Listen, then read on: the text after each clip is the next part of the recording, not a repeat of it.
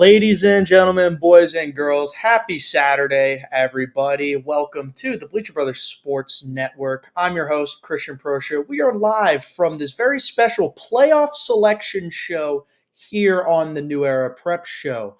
First off, I know the viewer count is ticking in, so thank you for everybody who is taking time out of your weekend to listen to me for some reason. I know y'all are here for my guests, but I do appreciate everybody taking time watching this instead of watching college football, spending time with your families. I do greatly appreciate that. It means a lot to me. Our first guest that we are going to bring on the show today is the one and only Mr. Cade Chumsland from ESPN West Palm. A little bit about Cade. He is, first off, he's one of the tallest humans you'll ever stand next to. Very makes me have a severe inferiority complex whenever I stand next to him, but absolutely great guy. Sports and communications major at Palm Beach Atlantic, is dang near teaching classes at PBA now, and is one of the best journalists in our area. So without further ado, I say we bring Cade onto the screen. I hope everybody's ready because Professor Cade is about to cook today. Cade, how you doing, my friend? Christian, I am ready for this. It's been an excellent Saturday so far, and we've got so many teams in these playoffs that we could be seeing another state title run come from 561, and I'm excited about it. I was about to say, between the 561 and the 772 areas, which is where ESPN West Palm and New Era Prep primarily have their coverage, there's 21 teams with a playoff bid? 21, and that's not to mention that we got Jupiter Christian going for an FHSAA state championship later next week as well. Yes, sir. That is Saturday. That's next Saturday, right? Yes, sir. Saturday, 1 p.m. kickoff. Who does Jupiter Christian play? I forgot. They are playing St. Joseph Academy, and both those teams had actually knocked off the respective one seeds in their part of the bracket, so it's going to be a tough battle between those two. Exactly. So first off, let's send all thoughts, prayers, and hope. Coach Baz and your squad, let's bring home that ring season, baby. But for those that don't know, the FHSAA has multiple different classes. It's not one state championship. We've got 8 different classes spanning from the rural division to 1A all the way to 7A seeding. Bit well over 200 teams included in the playoff pool for this year. I know I'm really excited to watch some good football. Cade, let's start out rural, and we're going to go all the way up to 7A. 561 mentions, we've got Pahokee as the 6th seed in this division. Another one is Moorhaven, 2 very top teams out west. But I do want to talk about Moorhaven a little. Hosting Chipley, 11 seed Chipley, in the first playoff game in the Coach Lamond's era. What do you think Pahokee has to do in order to make a deep title run? They've got to play clean football. Anytime Pahokee seems to slip, it seems to come through the turnover game. You're not really seeing teams like go crazy on them offensively. I mean, they played an unbelievable game against Glade Central in the Muck Bowl, but I keep seeing too many times this team starting to give a big turnover in the biggest spotlights. And I think if they can play a very clean game of football, manage the clock and the run game, they should be able to do well, because I've seen this team. I was at their first game of the season against Palm Beach Central, and they couldn't get out of their own side of the field. Too many turnovers, and I feel like Central should have won that game by more than 7 points, which was the end scoring in that one. But then now you come over and you play a game against Glade Central to where had they not had they not had a safety in the end zone, they would have won that game outright. So clean game of football, Pahokee could make a deep run. And then I do want to talk about that Central game a little. If we close our eyes, take ourselves all the way back to spring ball, to where Pahokee played against Martin County, and then we fast forward throughout summer ball all the way to the first couple weeks of the season, the Central game immediately stands out. But the team that played against Palm Beach Central versus the team that's about to play Chipley this weekend, 2 totally different squads. How have you seen this team grow over the past little bit? Well, they're starting to play as a team.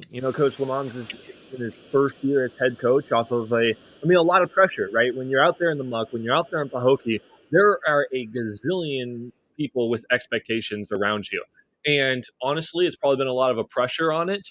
They had some key seniors leave over the offseason. So it's just been a journey of really building a team together. And you look at the start of the season, they were very discoordinated and the coaching staff's like trying to get the play calls and whatnot. And now they look more like a complete team and really what we're used to seeing from Pahokee, which is winning football.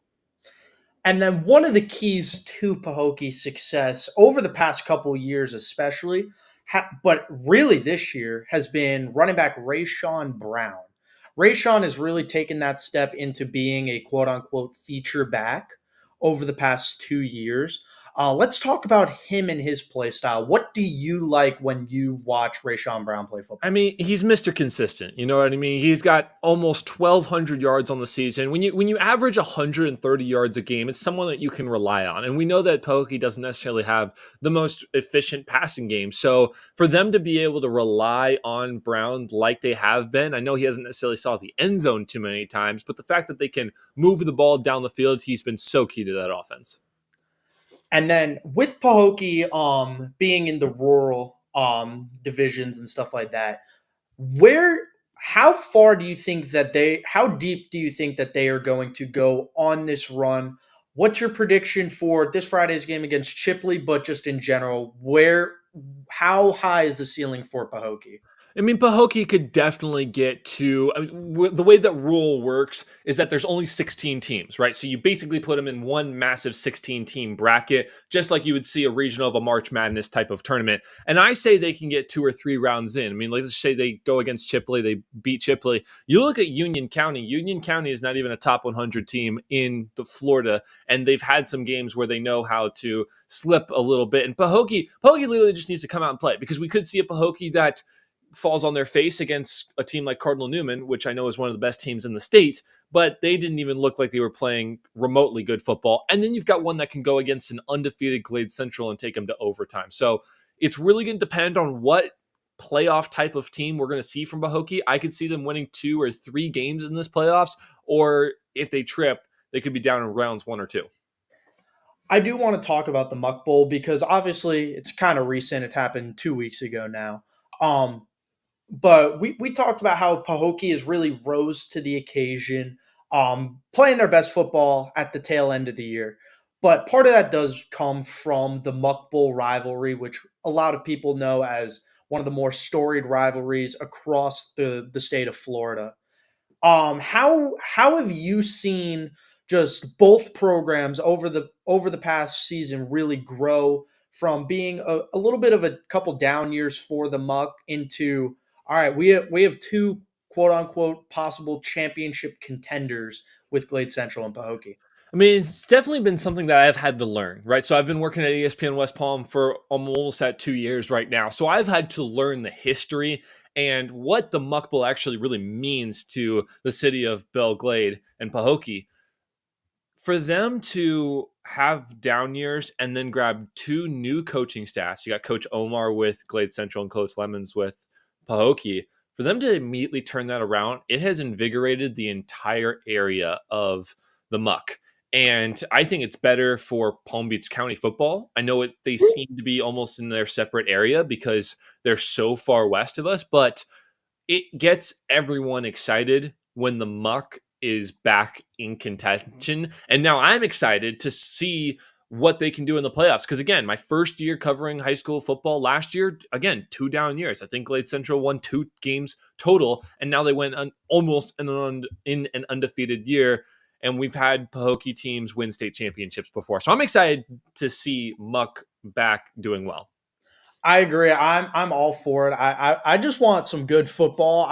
And more importantly, I just want to see teams in from our area being represented well and holding in, possibly hosting a trophy. Maybe you and me we get rings at the end of the year. I don't know. But that would be cool. That Oh, would be. yeah. I'm down. I wear a 9 and 3/4 ring, just letting everybody know. Um, from when I had to get fitted for my state championship ring. Just want to flex that really quick. Okay. Yep. Um, but now let's kick things over to 1A, where immediately big change ups from previous years of Cardinal Newman is no longer in the same region as Chaminade Madonna. Cardinal Newman and Benjamin are no longer in the same region. So now Newman is the 1 seed in their bracket. Benjamin is the 3rd seed, but because they did not secure a district championship, they have to go on the road to Northside Christian, if I'm not mistaken. You're Uh, correct. yeah, just for this week, because all district champions host a round 1 playoff game. But let's talk about Newman first. Obvious question.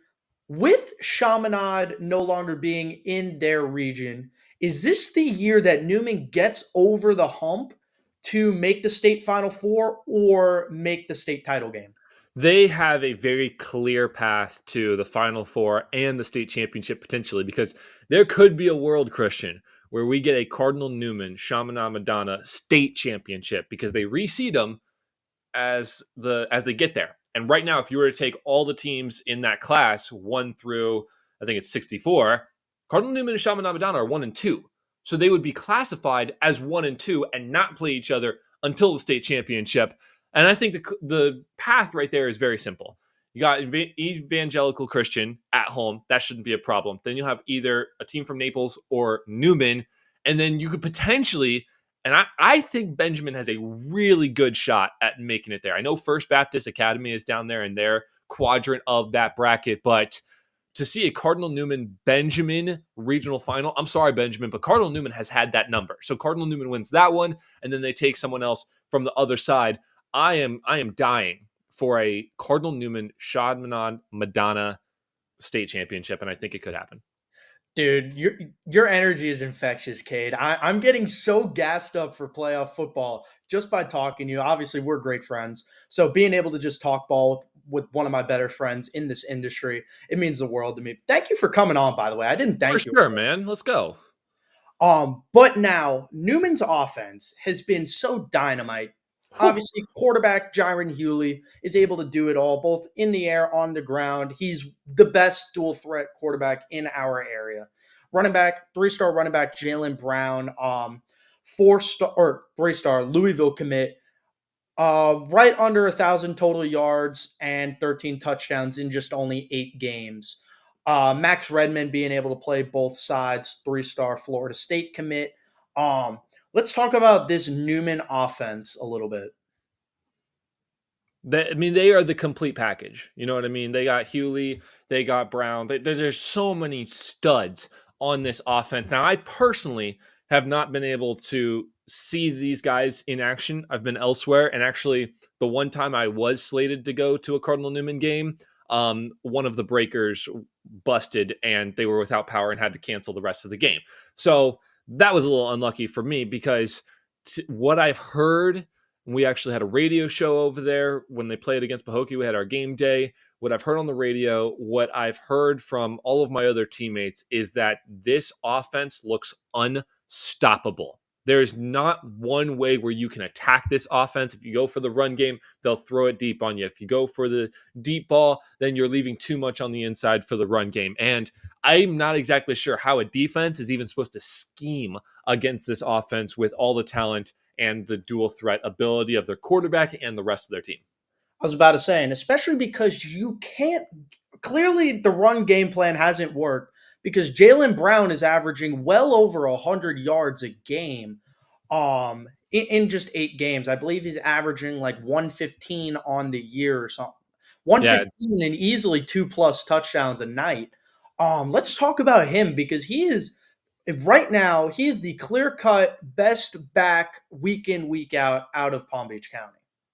You know, I actually got the chance to award him our Land Rover Palm Beach Player of the Week because he has just been doing it all year long, and he was worth getting his flowers for that.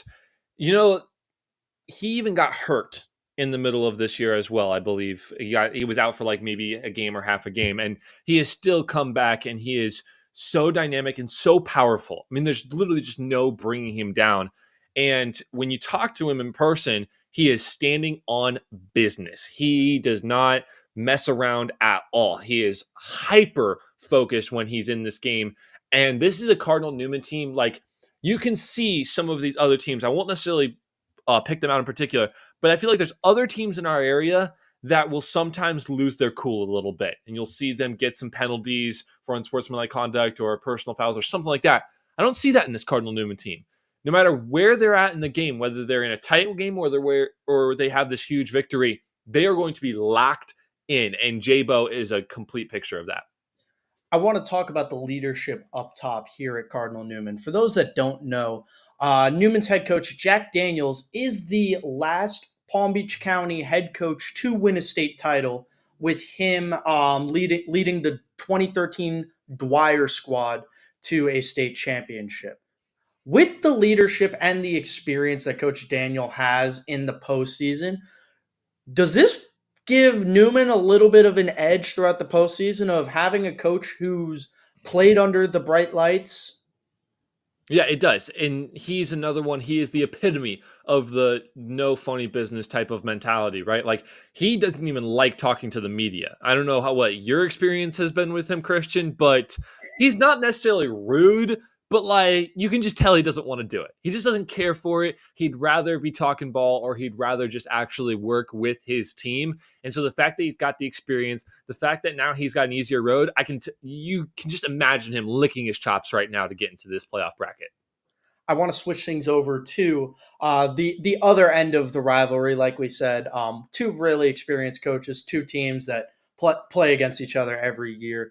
Benjamin, looking at their side of the bracket, I know we kind of brought it up a little bit, but how do you believe that Benjamin will fare in this playoff run? I think they'll do well because they've got an element that I have yet to see someone stop, and that's the run attack. Phoenix Danya has had to fill in some massive shoes with the absence of Chauncey Bowens, right? And he's done just that. He's got over 1,000 yards this year. I think he's got close to like 12 touchdowns. And the man will literally carry 5 defenders on his back while he's trucking the defensive line, right? And the fact that no one can stop that, and Jaden Vega is still a good quarterback, and they've got plenty of weapons. Benjamin has played one of the toughest schedules of the year, and that's why they're 4-5 right now. And to be honest, they took a lot of those games close. I mean, they were a field goal away from beating Palm Beach Central, and they were in games with a lot of time left on a lot of these other better teams.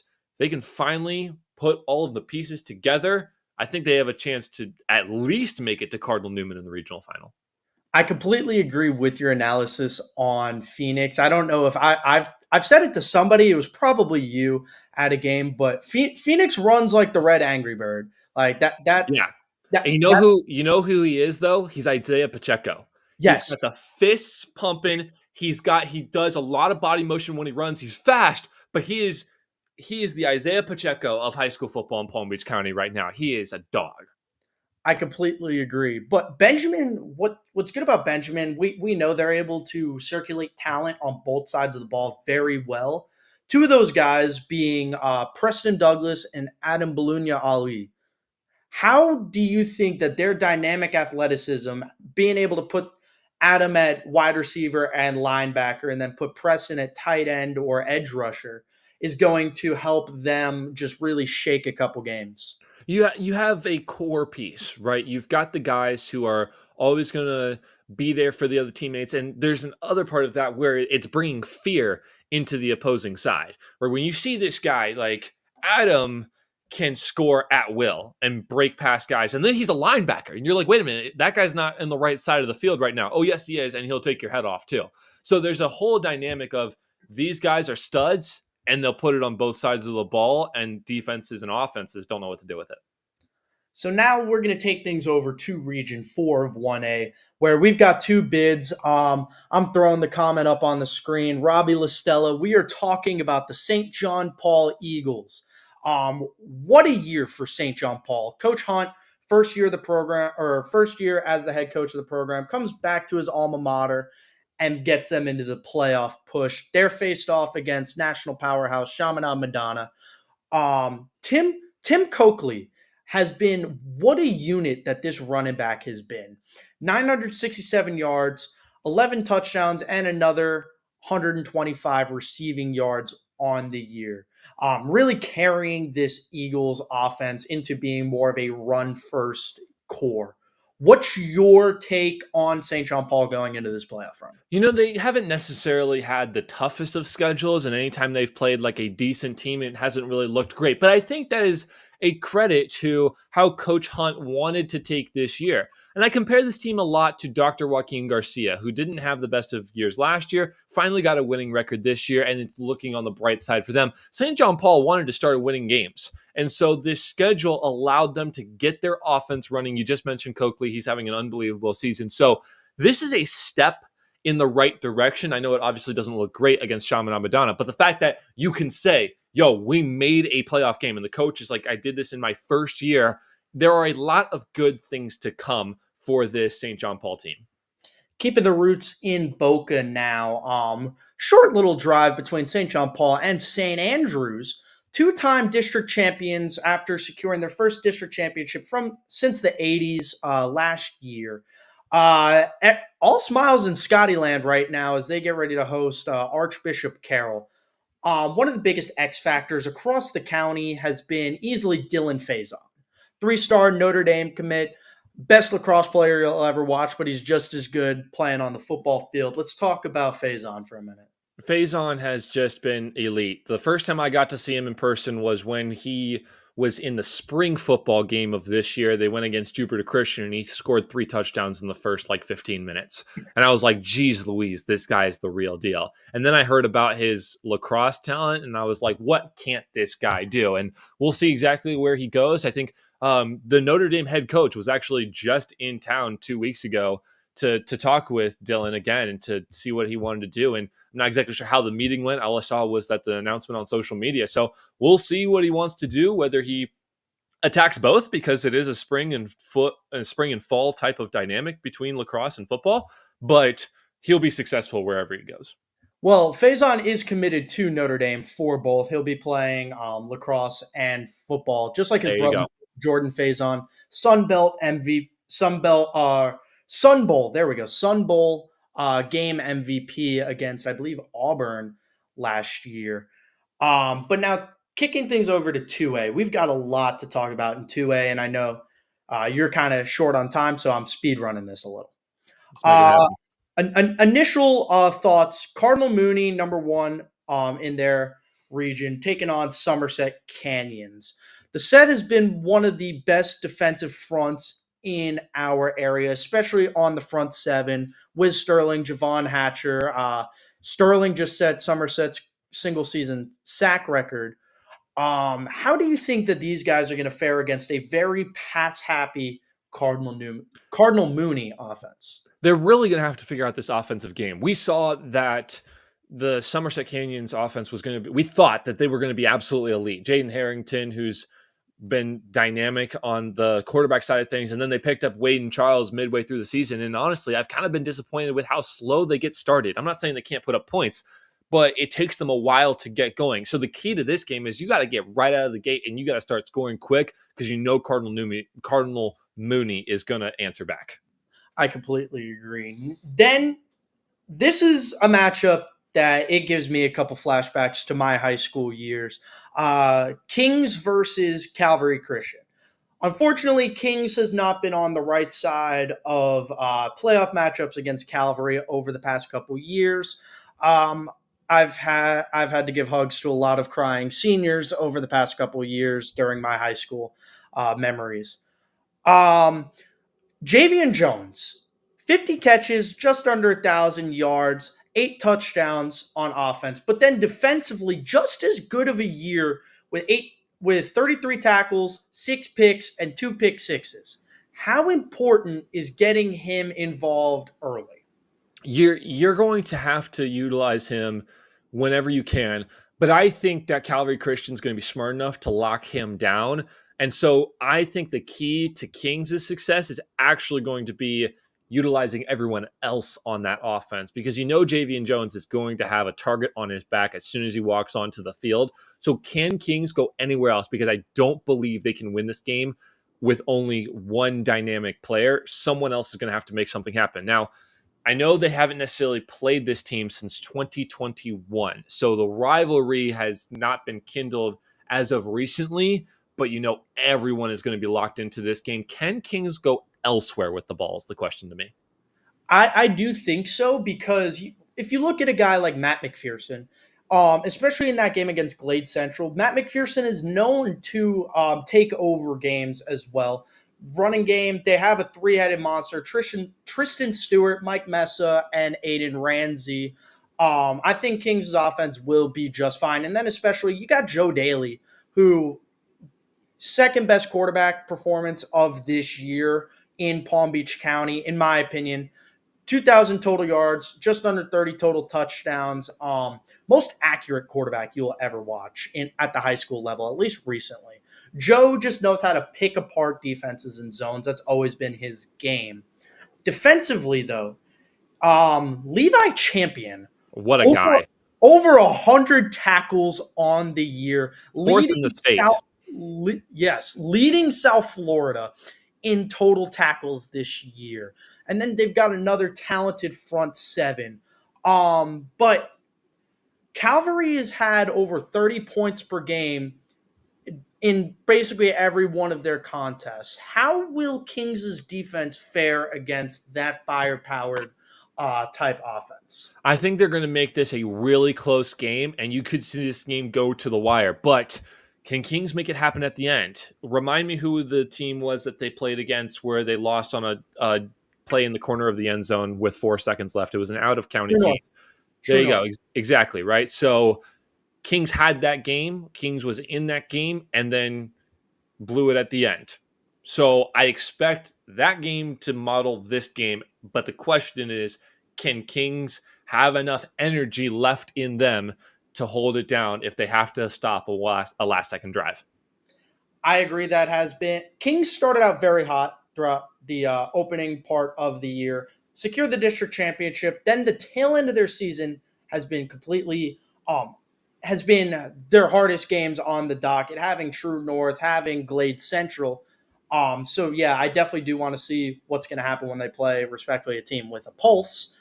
But let's keep talking about Glade Central. Then I'm going to let you go because I do know you have a hard deadline at 1, so we're going to speed run this one. Appreciate it. Coach Hugabook's first year at the helm of Glade Central. Like you said, it is a parade inside my city out here in Belle Glade. Vibes are high right now. Let's talk about this Raiders squad, especially Armand Stinford, showing why he's one of the better backs in Palm Beach.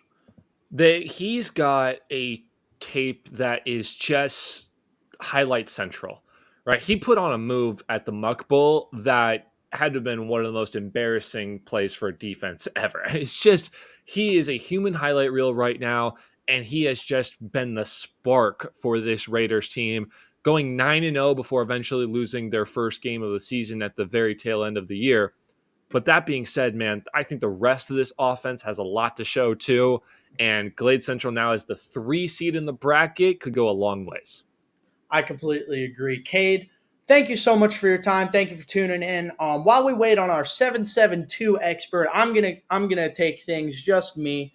But Cade, once again, thank you so much for your time. Have fun with your deadline. Have a great rest of your day, my brother. Appreciate it, Christian. You have a good one. Oh, before you leave, really quick, because I like to do this, where can everybody follow Cade Chumsland on social media, see all of your work? Absolutely. For myself personally, both Instagram and Twitter, it is at Cade, spelled CADE, TJ27. That's at Cade TJ27. But if you want to see all of my work, go to at ESPN Top 63. That's our ESPN West Palm high school coverage at ESPN Top 63. We're getting highlights from all over Palm Beach County and the Treasure Coast, and we'll be back next week for playoffs. There you have it. Thank you, Cade, for the subtle plug. Just had to give you that. Once again, thank you for coming out. Make sure everybody tunes in because ESPN West Palm, right before this show, had a live stream on YouTube and Twitter. So once you guys get out of here, I know the entire viewership is going to have a mass exodus the second you get off of my screen.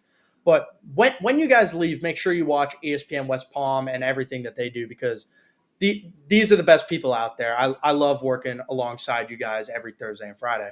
Appreciate you, man. It's always a blast. Oh, yeah. Catch you later, my friend. Yes, sir. See ya. All right, ladies and gentlemen, and the viewer count is already flying off the board. Just me now.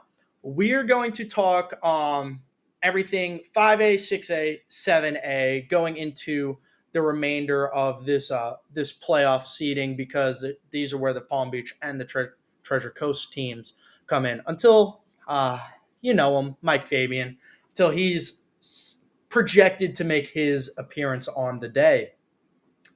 5A Region 4 immediately stands out to me because for the first time in a very long time, Atlantic is the 1 seed in the region and St. Thomas Aquinas is the 2 seed. Why I bring that up is because I legitimately think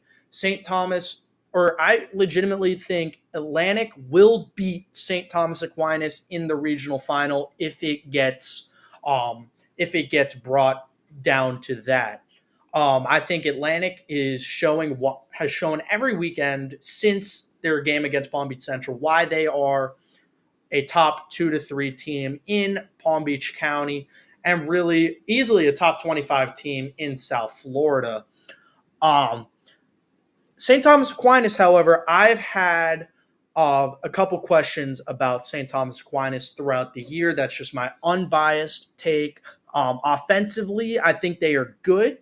But decision making, especially in a late close game, I have seen St. Thomas fumble, not literally fumble the ball, but I have seen them make costly mistakes to end the games by themselves, for themselves, multiple times over the past couple of years, especially with the offensive core that they have had at the helm.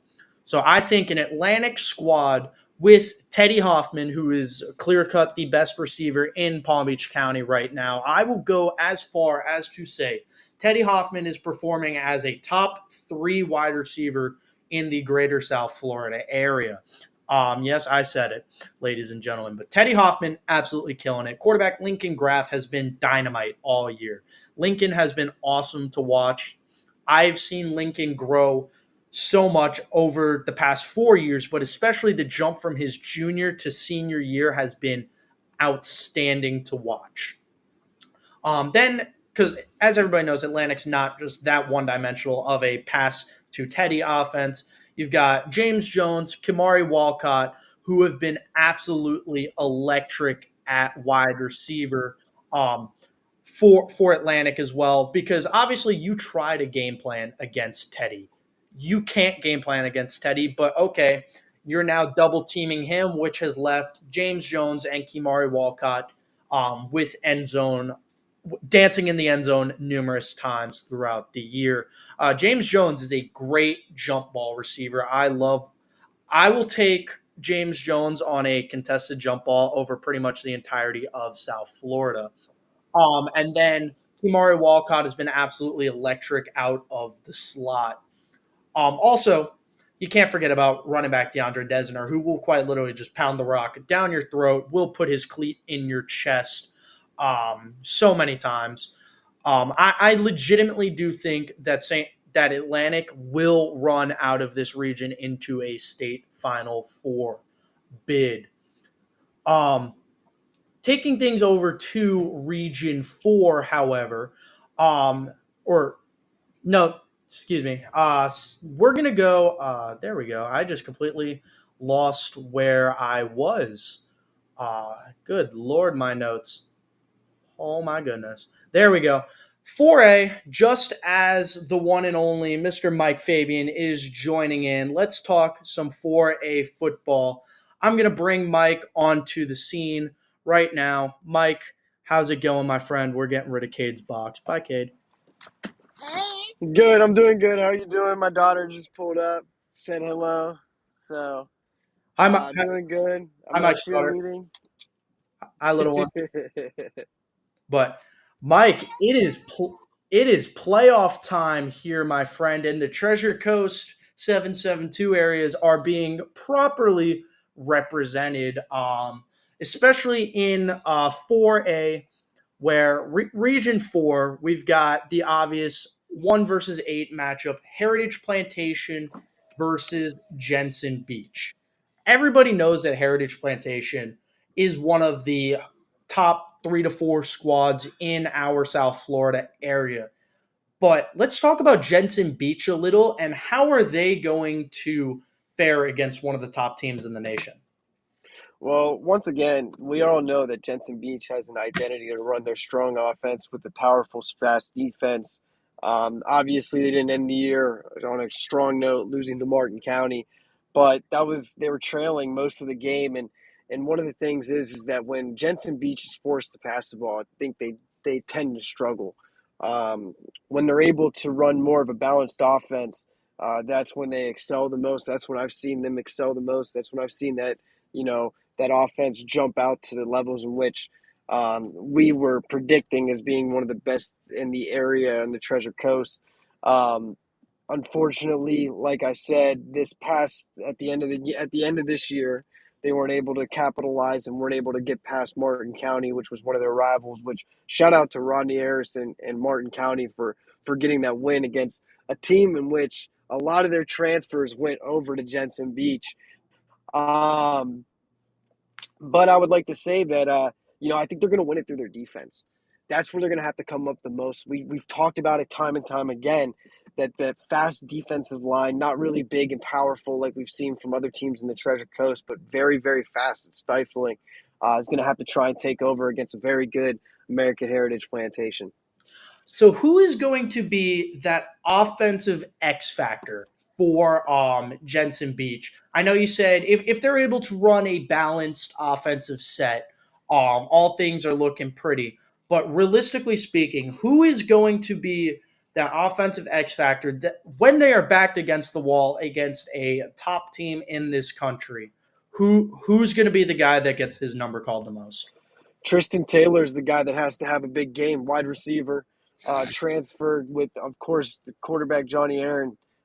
Those are going to be the two. We need to see that dynamic duo show out like we've saw time and time again this season. We need to see that at a high level and get him the ball into space, let him do his thing. I mean, obviously he's a big time deep threat, and Johnny's going to have to get him the ball. Obviously, you want to see a balanced offense, get the ball to Dominic Lucci and their running back tandem that they have over there at Jensen Beach and open up that pass game. But I think that's going to be the crucial part of it because I see Jensen playing in a tight game, potentially playing with down a score or things along those lines. So they're going to be forced to pass the football. And that's going to be the two that they're going to have to go to is Tristan Taylor and Johnny Aaron. They're going to have big games. Defensively, I don't want to say, or I'm going to say, it is a struggle to have to game plan against this Heritage offense because when you have such a dynamic quarterback like Diabell, who is able to, he's slippery, like especially inside the pocket. You can't get him down with just one rusher or one linebacker can't get him down alone. And then you've got Malachi Tony, 4-star wide receiver commit to the U. Made that right choice. He's back, ladies and gentlemen. He's a hurricane again. But having Mally, who does his thing every game, man. And then Byron Lewis, 4-star running back, going to Florida State. Just whole lot of talent on this Heritage offense. But who is going to be defensively? Who's going to need to step up to try to have to neutralize at least one of those threats? And Julius Puryear. That's the kid that I'm looking at. That's going to have to come out, show out. You're going to have to provide pressure on Diabell because if you give him pressure, he's going to hit Malachi.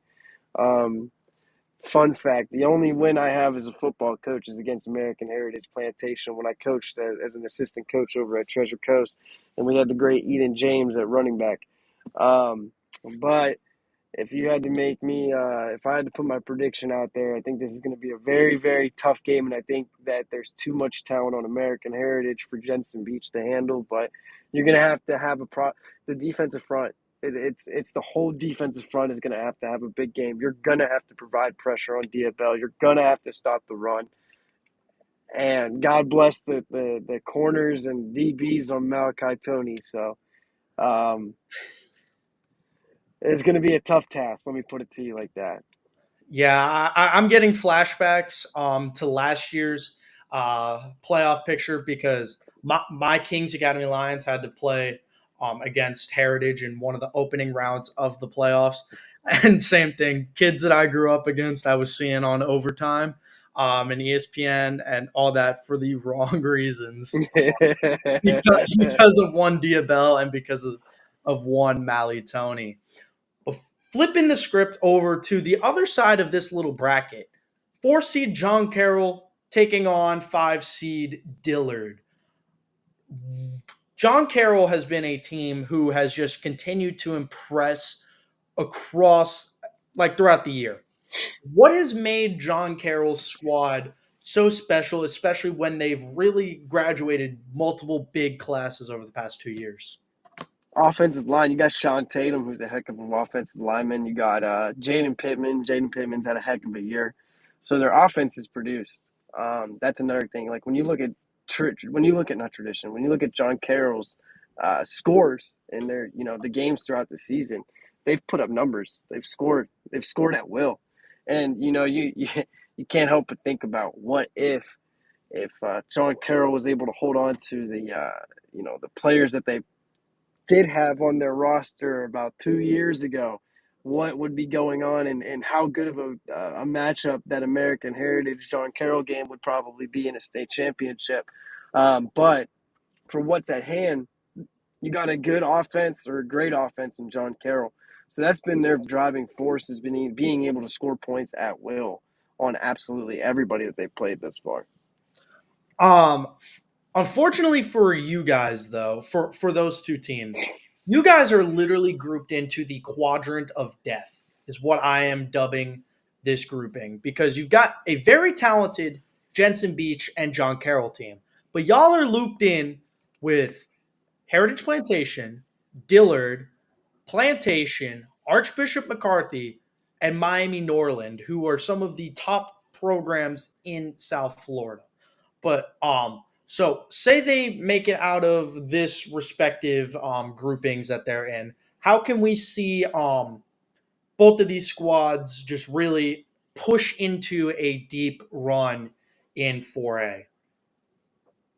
They're going to have to do it with offense. They're going to have to do it with offense. They're going to have to obviously slow down. I mean, defensively, you're going to have to slow down these powerhouses of offenses that you just mentioned. Like, you're not talking about teams that are just basic South Florida high school football teams. You're talking about the juggernaut offenses in the high school football in this whole entire state.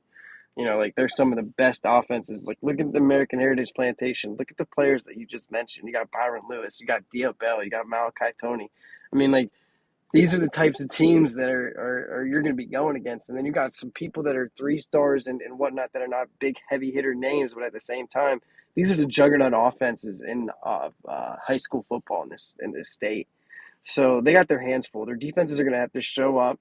Their defensive fronts are mainly going to be the ones that are going to have to show up because if you don't provide pressure to these offenses, they're going to mow you down and they're just going to torch you. Like that's just point blank period. And then, like, to come on to your point again, it's going to be awesome in a couple of years when, like, all of these kids get to grow up and some of them get to play in the next level and then the level after that. And then some of the kids that maybe don't get to be like, yeah, I had to play against Diabell in high school.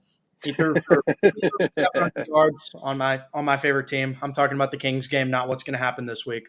I'm only talking in reflection. But yeah, Diabell, he had 600 total yards in the first half. Byron Lewis had 300 yards and 4 touchdowns, like just stuff like that.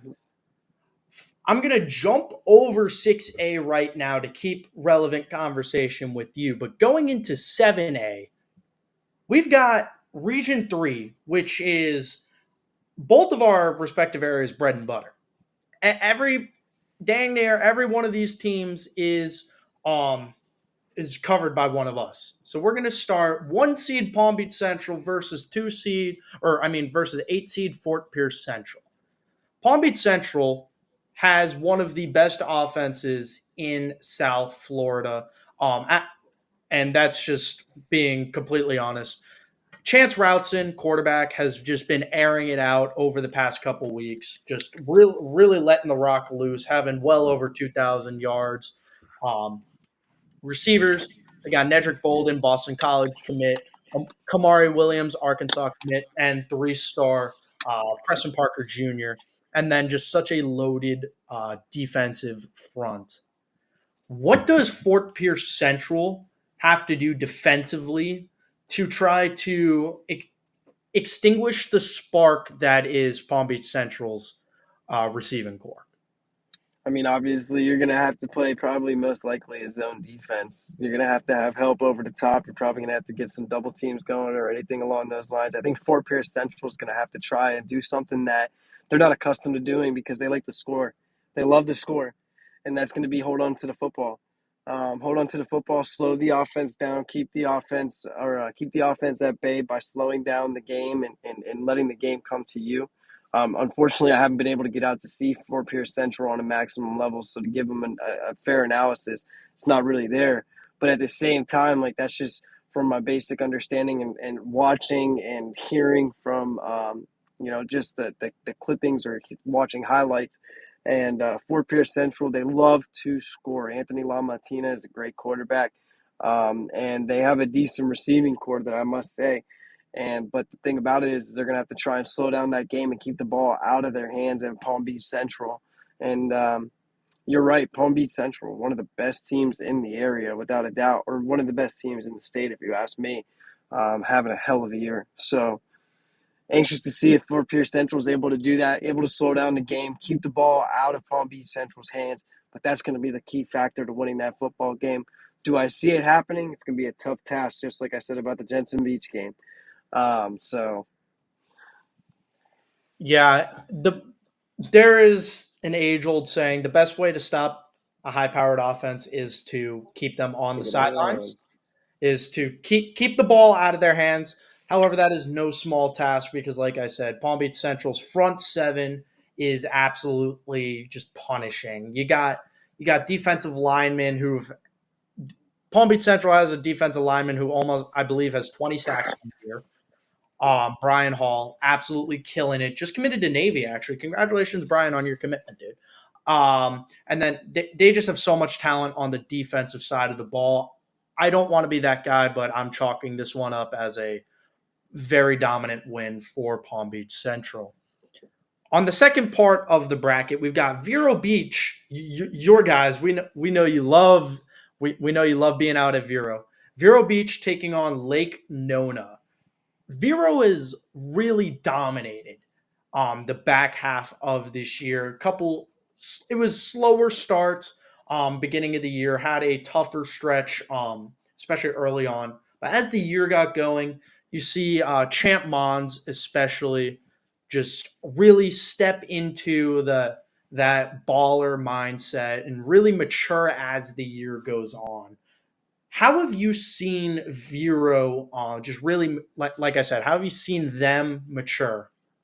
Well, we discussed it at the beginning of the year. I remember going back through. If you go back through the conversations that we've had, is that Vero was going to struggle early. I mean, obviously they had a freshman quarterback. They had transfers that were coming in. The chemistry was going to get together. Now you see freshmen coming out, really showcasing who they are. Like I said, Trevavius. Oh my gosh. Trey Woods, I'm just going to give him his short name. Trey Woods, you got Devin Green balling out. These freshmen are starting to come to and play at a varsity football level. And then obviously you mix it up with Champ Smith. You mix it up with TJ Alford. And that now you're getting the product. I mean, Vero has won, what, 6 of their last 6 games? That's insane. They started off 0-3, and I believe now what they're 6-3 heading into the playoffs. And this is a team that has a lot of people thought was going to be a state championship contender, and now they're starting to form into that. You see Champ Mons is not making the same mistakes at the beginning of the year.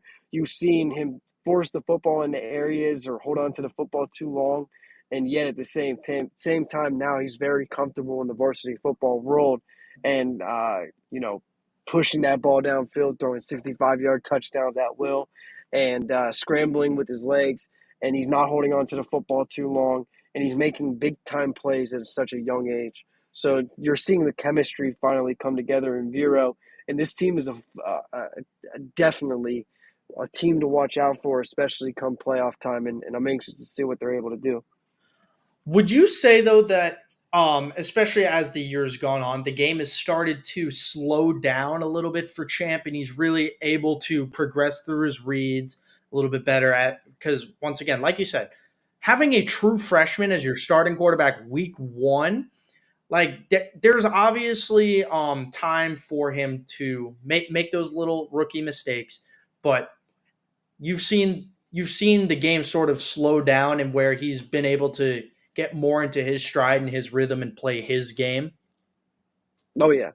And that's the biggest thing. Like what comes with him getting understanding the varsity football level has been that his progression through his reads and being able to see the game from a different level in which he came into seeing it. You got to remember the kid came in from eighth grade football and started varsity football. That's going to be a learning curve for absolutely every single person on this earth. And now he's finally comfortable. He's in game 9, game 10, and now he's very, very comfortable with the varsity level football and the chemistry that he's built with all the receivers. So I think his been what I think he's thrown maybe 2, 3 interceptions since week 3, which at the beginning of that I think it was about 3 interceptions or 3, 4 interceptions in the first 3 games.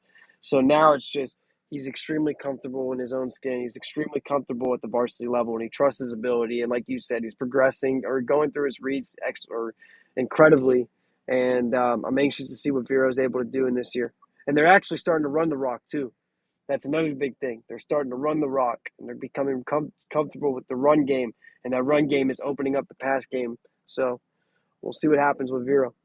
And one of the biggest beneficiaries from Vero being able to open up that run game and also for Champ to really grow and have time in the pocket is what an offensive line. Your guy Vero's offensive line is awesome to watch. They got so many big bodies up on that line. Can we talk about Vero and like especially from a trenches standpoint and how they've just dominated the bottom half of the schedule? They struggled at the beginning too. That's the amazing part about it is this offensive line has come together. Obviously, you got Champ Smith who's been leading that, but it's very easy when you got a quarterback that is playing at the level that Champ's playing. Champ Mons. You got a guy that's sitting there and he's not holding on to the ball too long. And he's making this offensive line look great. And then you start building that confidence and the chemistry comes together. They're starting to mow people down in the run game, and it's it's exciting to watch. Like you said, they got a bunch of big bodies on that offensive line, a bunch of big bodies on that offensive line. And it's crazy because you see some of those offensive linemen going both ways. And yet at the same time, they're still punishing people and being a force as far as what that offense and how that offense moves.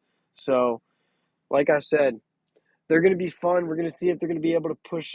Definitely, obviously, in the playoffs, you see a bunch of different, bigger bodies, and these guys have capitalized on predominantly a down year in the district, somewhat. So we'll see what happens, and once they hit playoff time. I want to flip things over now. We got 561 versus 772, another matchup. Jupiter High taking on Treasure Coast.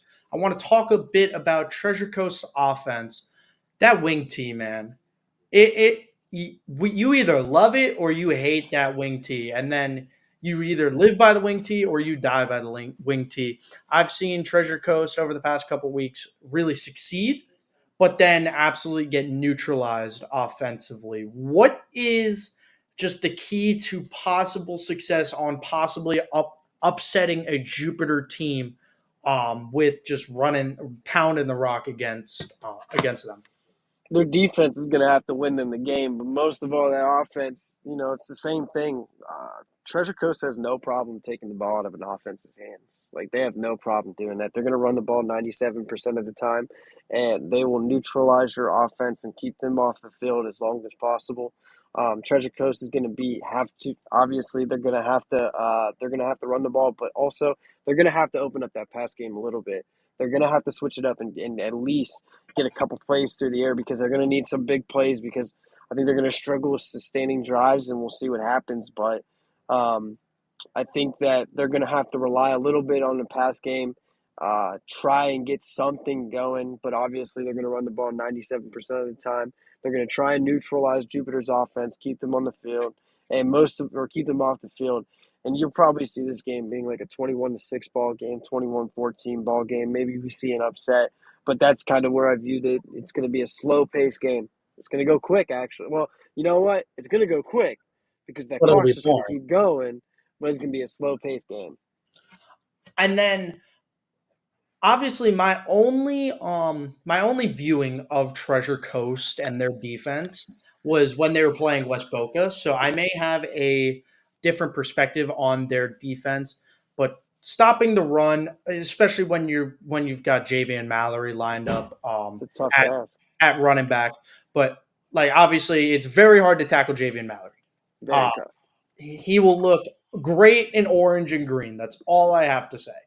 But Treasure Coast's defense definitely did struggle against West Boca and their offense.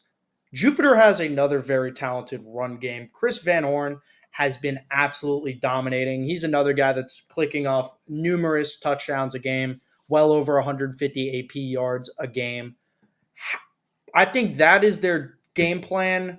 That is the guy walking onto the field with a massive target on his forehead. What do you think Treasure Coast is going to do to try to stop him? Treasure Coast's defense is full of dogs, man. They've always been full of dogs. That's their strong point. That's their best thing. That's their best attribute about them is that they're able to, get after you defensively. Coach Harvey calls a good defense. Coach Herb Jones calls a good defense. And they're going to have to try and sit there and not allow people to get out to the boundary and get outside. Force everything inside and go against those big bodies in the defensive line because you always know Treasure Coast has a dominant defensive front. So that's going to be their key to success is the defense and trying to being able to stop the run game, which Treasure Coast always does show up, put out, and do that. Leland Beckford, one of the star linebackers on their defense, is having a hell of a year. So he's going to have another big game. And that's going to be their way to upsetting Jupiter. And then obviously the offense is going to have to keep the ball out of Jupiter's hands. Realistically speaking, like if we look now at the bracket, because we covered all of our friends from the 772, 5 playoff bids. That is a very good year for the Treasure Coast. But realistically speaking, if you look at John Carroll, you look at Jensen, you look at Fort Pierce Central, Vero, Treasure Coast, and where they stand with who they have to face off against when they do. Who do you think is going to end up going the farthest in the Treasure Coast area, and where do you think that the story will end? Kind of. I got Vero, obviously. Vero, I feel like, is the best team in the area. I think they were the team to beat within the area. They're going to have to be the team, I think, that takes it the farthest. But don't sleep on John Carroll. I think Coach Grudy is one of the best coaches in the area, if not the state. And I believe John Carroll, it's going to be up to those two to try and take us to the promised land. Um, Vero, Vero controls his own destiny. I'm going to be honest with you. I think Vero is one of those teams that if they're hot, they can get out there and they can compete for a state championship. You're sleeping on how good that defense is, how great those freshmen are playing, because it's a collective of freshmen. It's not just one freshman. Obviously, we talk about Champ Bonds, but like I said, you got Trey Woods, you got Devin Green, who are starting to show out, put out. You got a great secondary. I'm sad that RJ Jones hasn't been able to get on the field. Obviously, he's not healthy, and Illinois commit and they're still being able to put out and show out. You got the wide receiving core who's stepping up. Jarvis Jacobs having a heck of a year as well. So, I mean, honestly, I feel Vero will go the farthest, but don't sleep on John Carroll. Obviously, John Carroll's going to have to go against a great American Heritage football team potentially, and I don't believe that they'll be able to get by them. But yeah, we'll see what happens. It's going to be an interesting year. But those are my two teams, obviously the two favorites. And those are the ones I view going the farthest, potentially getting out of the first round with Bureau controlling its own destiny. And then my final question for you is coverage wise. Where are you going to be this week? Where can we find the one and only well haired, only person with better hair than me, Mike Fabian? Where will you be this Friday? So far this season, it's been rough to get out because I've been having to spend some. I've been doing dad. I've been down dad duty I'm not sure where I'll be at this week. Potentially going out to Vero, checking out that game. But lately, on Friday nights, I've been watching Despicable Me, the Minions, and whatnot, and just being a dad, stepping up and doing all things like that, and just kind of watching from afar, and just giving my support to the guys. It hasn't been the most content-filled football season for me from a high school football standpoint, but that's all I'm doing this week is trying to take it all by ear and potentially going out to Vero to go support my guys out there. All right, so you'll possibly be a Vero, but if not, which Despicable Me movie you got on the docket? I watched the fourth one the other day, so I got to get back and watch the third or second one. The fourth one was really good. Me and the daughter enjoyed it. It was a really good time, honestly. But yeah, just been maybe I'll drag her out to Vero with me and we go have ourselves a nice little time. I was about to Her say, favorite her favorite player is TJ Alford. You keep mentioning that orange and green, but when my daughter watches the Ohio State Buckeyes show, it says, "Oh, there's TJ." well, I was about to say, just give kiddo, give her a camera. You've got indentured servitude. You don't have to pay her. Child labor laws. Just, just give her a little extra screen time or later bedtime, and she'll be straight. Ah, Well, what you speaking of which, speaking of South Florida, speaking of the great Ohio State, Jeremiah Smith just broke the Ohio State freshman record at Ohio for touchdowns. So There just we happened go. not too long ago. So you guys shout out the South Florida native and the Buckeye. That is a great segue because I know you're trying to run into the house. I know you want to watch the remainder of that game. That's all my Treasure Coast questions I got for you. Ew, Youngstown State. I don't know about that. But I do appreciate you for your time as always, my friend. For because we have a bunch of viewers today. We're fluctuating in and around 100 plus as the hours gone on. But You keep killing it. where can everybody that doesn't follow you already, where can they follow the great Mike Fabian? Go on Twitter, follow Mike_Fabian13, or you can go on my business page on Instagram, Fabian Digital Media. We work a lot with the high school football players in this area, trying to showcase their skills. Most of all, also, working with them to help out their brands and increase their viewership and the things that they're doing. And we just trying to help out the youth as much as I possibly can, and get back to it in 2025 and really grind it out next year. Yes, sir. Mike, thank you so much for your time. I'm gonna let you hop off. You're either gonna be watching Ohio State or the Minions. No, So I'm watching Ohio State. It's Ohio State time, I was, baby. I was about to say you're putting the kid down for the nap. She does not get control of the TV remote for 4 hours. No, no, But, not at all. but I appreciate you for your time, my brother. I hope you have a great rest of your day. Take care, brother. You keep killing it, all right, man. I'm doing all right. I'm trying my best, but I appreciate you, brother. Appreciate you. Bye. Later, man. There we had it. That is Mike Fabian, 772 avid ball knower, smartest guy I know. Once again, we're bringing the goats on today. We had Cade Chumsberg, Cade from ESPN West Palm. I still can't say his last name. As much as I try to, I still can't say Cade's last name. And then Mike Fabian from Fabian Digital Media. But we're going to circle back now because I wanted to keep things relevant, the jump between 4A to 7A. So now we're looking at, we talked a little bit about 5A, just as a reminder. Atlantic should, in my opinion, dominate this class. I can realistically see Atlantic playing in the state Final Four this year. But then looking at 6A. 6A Region 4 is a loaded Palm Beach, heavy squad. We got West Boca as the 1 seed for the first time in program history. West Boca has secured an 11-0 season alongside a district championship, the first in the Coach Potts era. West Boca absolutely killing it this year offensively. Yeah, JV Mallory, who I brought up earlier, can just run the ball down your throat every play. Um, Jaden Lockhart as running back 2 has really stepped up, especially last week against Royal Palm. They were saving Mallory. Lockhart had a very nice game. Uh, in the passing attack, you've got Mason Mallory at quarterback. Y'all know him. He's all right at football. Then you got Mark Hannaford, Billy Clancy, Jaden Elder, Kyle Andrews, all at wide receivers who have it. Pick your poison on which one's going to tear your defense up because they all possess speed and physicality. Kyle Andrews is a weapon, especially at kick return. Love watching him on kick return. And then defensively, best defense in South Florida out of West Boca. Xavier Reed, killing it as always. Demetrius Gathers, defensively has really stepped up, especially on the edge. Then in the secondary, you got Jaden Broadnax, Damon Allen, who have just been islands. You are not throwing on them.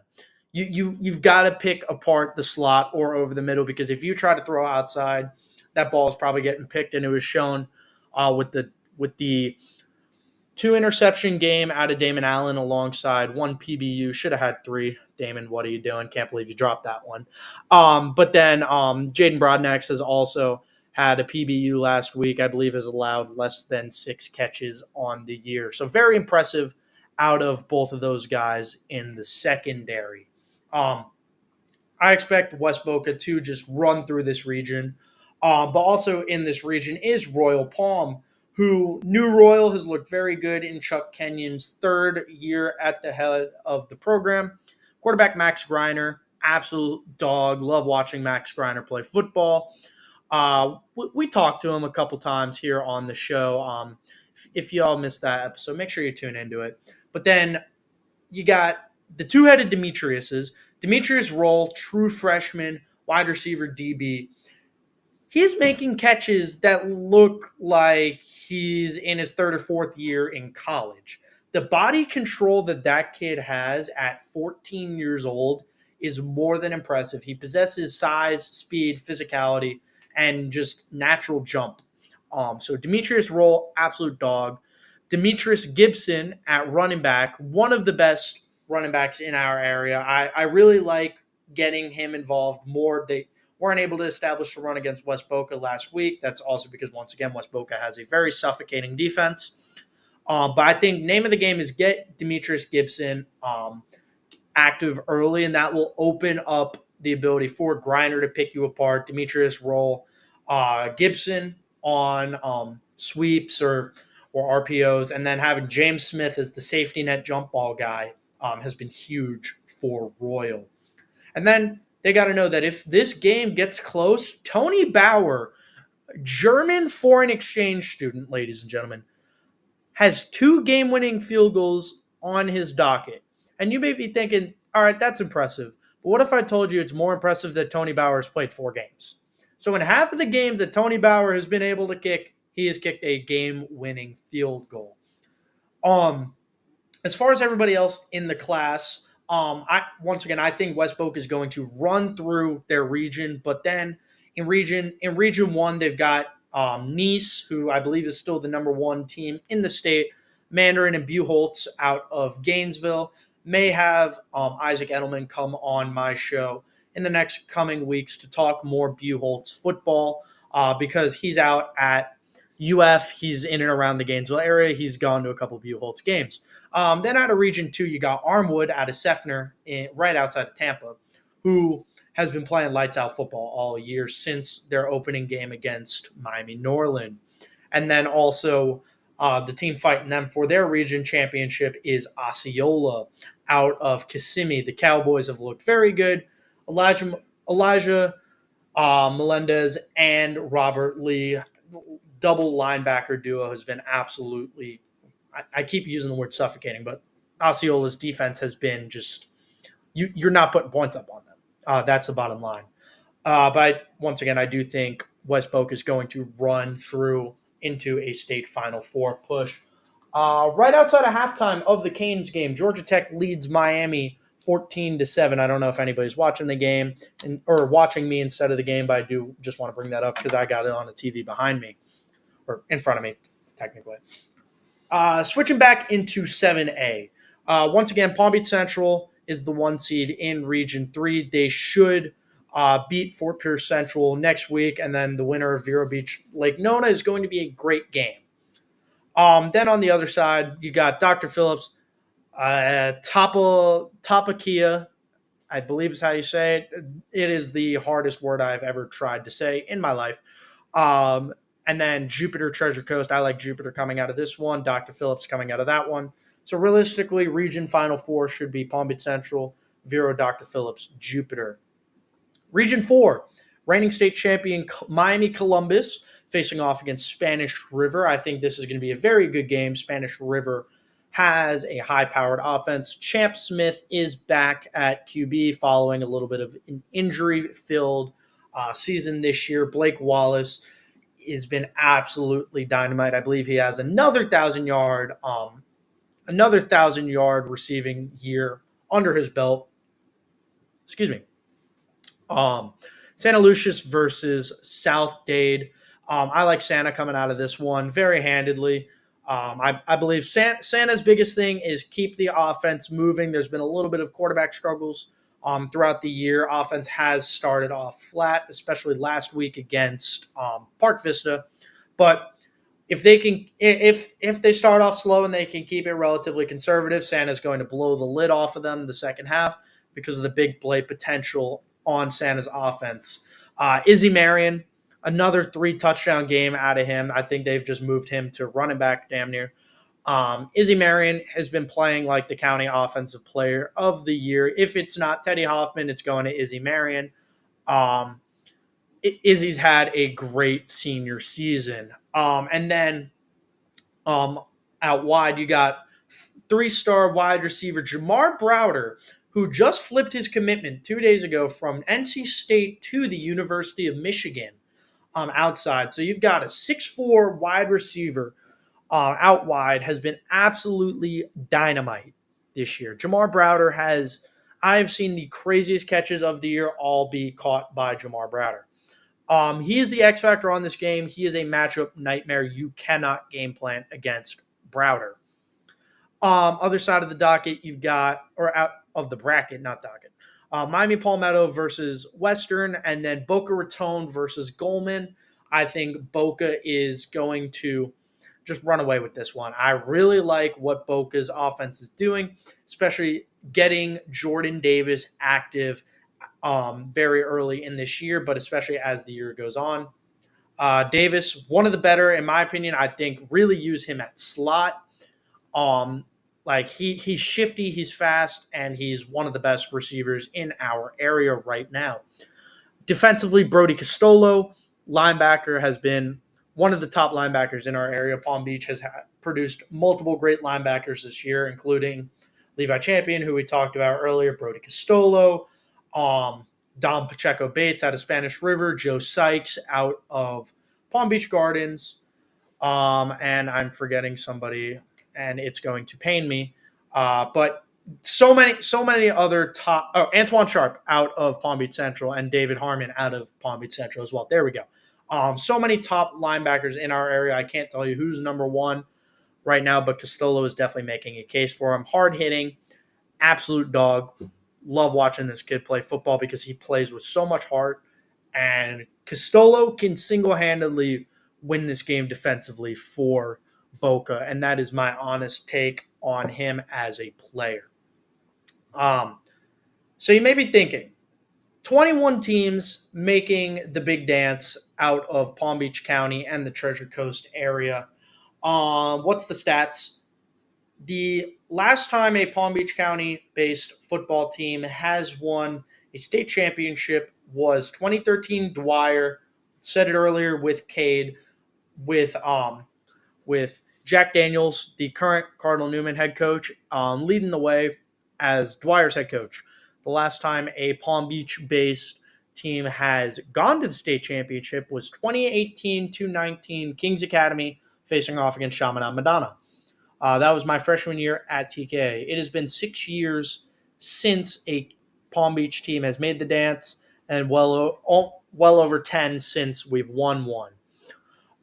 Realistically speaking, I can see 3 to 4 state bids this year, at least to the state Final Four.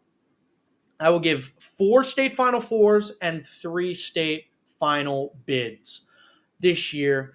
I've got out of 1A, Cardinal Newman will be facing off against Chaminade Madonna in the state championship game, like me and Cade spoke about earlier. I like Cade, or yes, I do like Cade as a person, but I like Cardinal Newman going to states. Out of 5A, I like Atlantic. I've said it. I've alluded to it. I think Atlantic beats St. Thomas Aquinas this year. Atlantic will make the state Final Four and the state finals.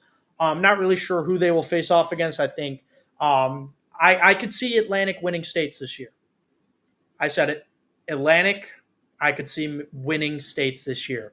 Alongside of them in 6A, West Boca Raton is going to run through the region. They are going to make it to the state Final Four. Hopefully speaking, a Nice, Mandarin, or Buchholz gets picked off a little earlier. Realistically, they will be playing either somebody in that bracket or Armwood or Osceola. Either which way, West Boca is going to have their hands full when they get to the state Final Four. There is so many talented teams in 6A. If they face off against any one of those teams, expect a Javian Mallory-led football game. I'm going to say Javian Mallory will run for 350 and 3 yards against whoever they face off in the state Final Four and the state title game, because it's just going to be ground and pound with Mallory. Mallory's legs are fresh and they are rested. This is what, by having him on a limited snap count throughout the overwhelming majority of their regular season, is leading up to, is a dominant Mallory postseason. And he is going to have so much national traction behind him, especially when he's just clicking off big outings every Friday night. And then finally, I see Palm Beach Central making it to the state Final Four this year. I think Central has the facilities to make it happen offensively and defensively, especially over the past couple weeks. Central's defense has really tightened up and suffocated. Central's offense since week 3 has just been awesome to watch. But why I am not saying Central for the state title game is I do not know when they would be slated to play against Miami Columbus. If they have to play Miami Columbus, I'm not sure who's winning that matchup. I'm going to be a homer and say Palm Beach Central state title game. But I could see Columbus giving them a run for their money. So there you have it. I think 4 state Final Four bids. And then out of the rural division, like Cade said, Pahokee, when they play their brand of football, is one of the best teams in this rural division. I think Pahokee will go very far. I'll give them a Final Four bid as well. But there you have it. Five Final Four bids, 3 state championship appearances, possibly 2 to 3 state championship victories. That is my prediction for this year. Saw a couple people, Christian, do a South Florida or a Florida bracket challenge like it's March Madness. Hell no. There is over 250 teams playing. I am not sitting down and doing all of that. You must have me messed up. Great idea, though. Love the idea. I'm probably going to end up doing it, but I really don't want to. We're winding down on our time here on the New Era Prep Show on the Bleacher Brothers Sports Network. I'm your host, Christian Proscia. I was joined here by Cade from ESPN West Palm and Mike Fabian from Fabian Digital Media. If you missed those interviews, rewind the show, bring it all back. It will be posted on YouTube forever. Carbon copy of this will be on YouTube forever. I appreciate everybody for tuning in on your Saturday. Said it earlier in the show, y'all could have had so many other things to do today. Watching college football, spending time with your families, possibly at Little League games, because I know everybody's got little brothers and sisters. I appreciate you guys for your time. Thank you for tuning into today's episode. Hope everybody has a great rest of your afternoon and the rest of your weekend. Best of luck to every team in the state of Florida going into the playoff push. I'm going to try to have something on Monday for you guys.